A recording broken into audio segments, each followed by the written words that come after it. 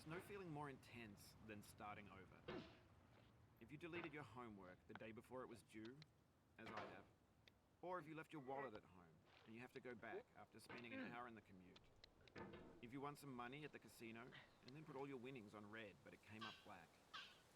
If you got your best shirt dry cleaned before a wedding and then immediately dropped food on it. If you won an argument with a friend and then later discovered that they just returned to their original view. Starting over is harder than starting up. If you're not ready for that, like if you've already had a bad day, then what you're about to go through might be too much. Feel free to go away and come back. I'll be here. Alright, thanks for coming with me on this trip. I'll understand if you have to take a break at any point. Just find a safe place to stop and quit the game. And don't worry, I'll save your progress, always. Even your mistakes.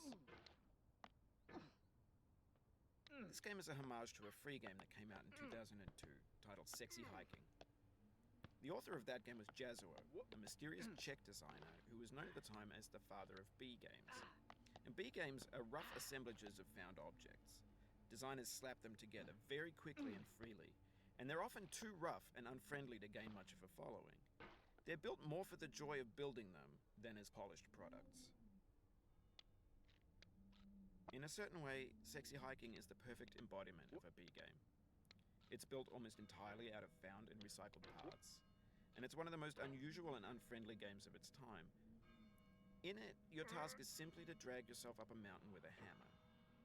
And that act of climbing, in the digital world or in real life, has certain essential properties that give the game its flavor. No amount of forward progress is guaranteed. Some cliffs are too sheer or too slippery.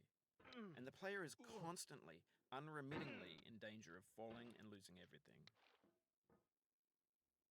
Anyway, when you start Sexy Hiking, you're standing next to this dead tree that blocks the way to the entire rest of the game.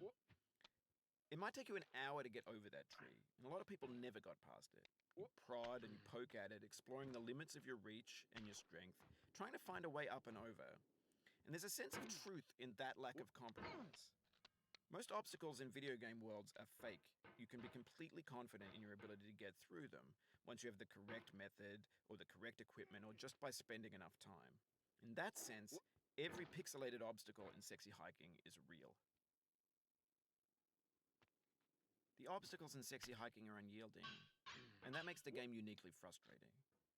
But I'm not sure Jazuo intended to make a frustrating game. The frustration is just essential to the act of climbing, and it's authentic to the process of building a game about climbing. A funny thing happened to me as I was building this mountain. I'd have an idea for a new obstacle, and I'd build it, test it, and it would usually turn out to be unreasonably hard. But I couldn't bring myself to make it easier. It already felt like my inability to get past the new obstacle was my fault as a player rather than as a builder. Imaginary mountains build themselves from our efforts to climb it, and it's our repeated attempts to reach the summit that turns those mountains into something real. When you're building a video game world, you're building with ideas, and that can be like working with quickset cement. You mold your ideas into a certain shape that can be played with, and in the process of playing with them, they begin to harden and set until they're immutable, like rock. And at that point, you can't change the world, not without breaking it into pieces and starting fresh with new ideas. No. For years now, people have been predicting that games would soon be made out of prefabricated objects, bought in a store and assembled into a world. And for the most part, that hasn't happened, because the objects in the stores are trash. I don't mean they look bad or that they're badly made, although a lot of them